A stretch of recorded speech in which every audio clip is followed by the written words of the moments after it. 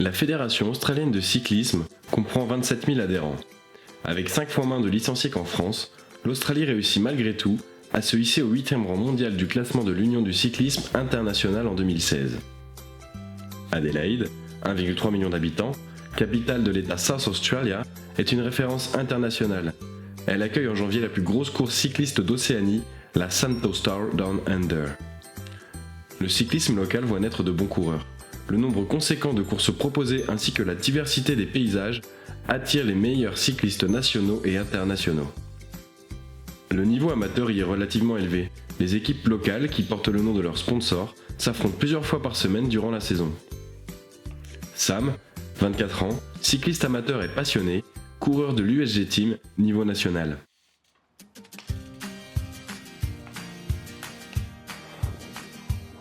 I started riding bikes, I think 5 years ago.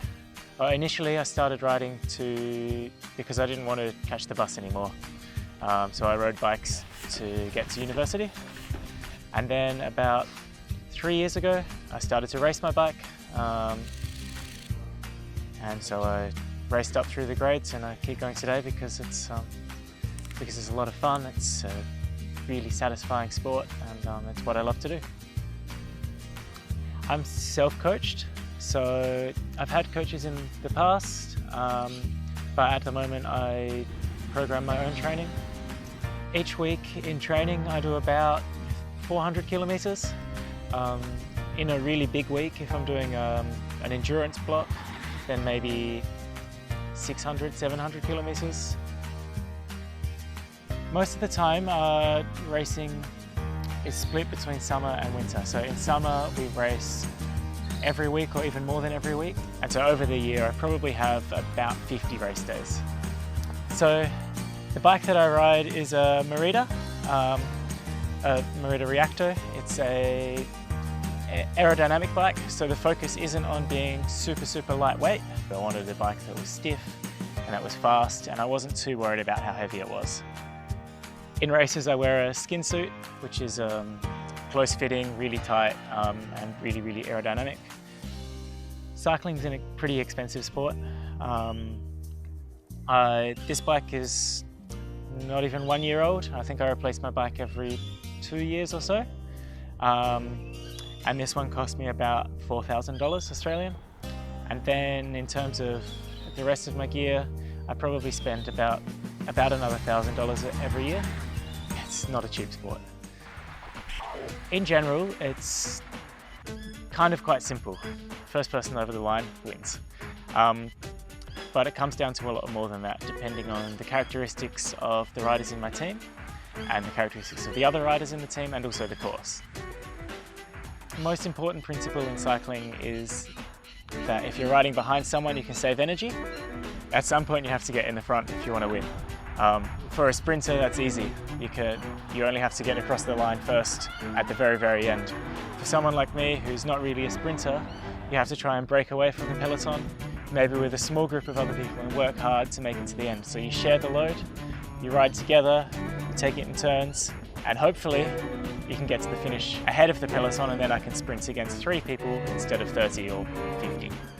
My qualities aren't on the extreme ends, but for a lot of the races, my job is to help my teammates win.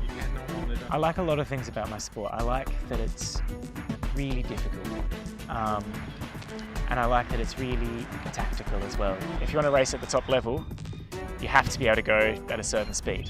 You have to be able to ride fast. But once you get there, everyone can already do that, and so it's all about the tactics. And it's kind of like playing chess at 50 kilometers an hour. You have to constantly be thinking about how to save energy, where the other riders in your team are, who you need to watch out for, and try and work out how to win the race. A lot of the time that doesn't work because everyone else is trying to do the same thing. But when as a team we come up with a good plan and we can put it into action all together, then that's a really fantastic thing. I'm not really afraid of failure because in a lot of ways cycling is a really tough sport, and you have to fail sometimes to get better and to learn. but I'm always disappointed. Not making that front group or not finishing a race is a pretty crushing feeling. But I suppose what motivates me is that if I do that, then I can't help my teammates, I can't win the race, and I've also let myself down a bit. And my motivation really comes from doing the best job that I possibly can. Crashing is definitely a part of cycling. There's a saying that when you get on the bike, the crash has already happened. It's just a matter of when. Because racing's dangerous, you're riding close together, you bump into each other. On average, a cyclist will have a crash every 3 years. My last big crash was in about March of this year. I went down on my left side and I got scars. I lost lots and lots of skin on my hand, my arm, all the way down my leg, and then another month or so off the bike. So it was a pretty bad crash. My goal for the next year is to keep building up my team so that we can get stronger and hopefully race some races in the National Road Series, which is the highest level of amateur racing in Australia. And for me to be comfortable doing those races and competing at that level. I suppose every amateur cyclist's dream is to become a professional, to get paid to race the bicycle.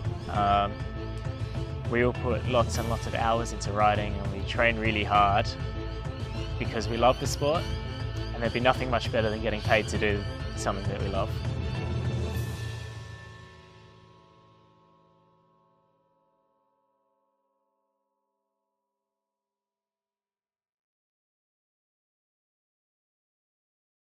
À la base, ReSports, c'est deux potes.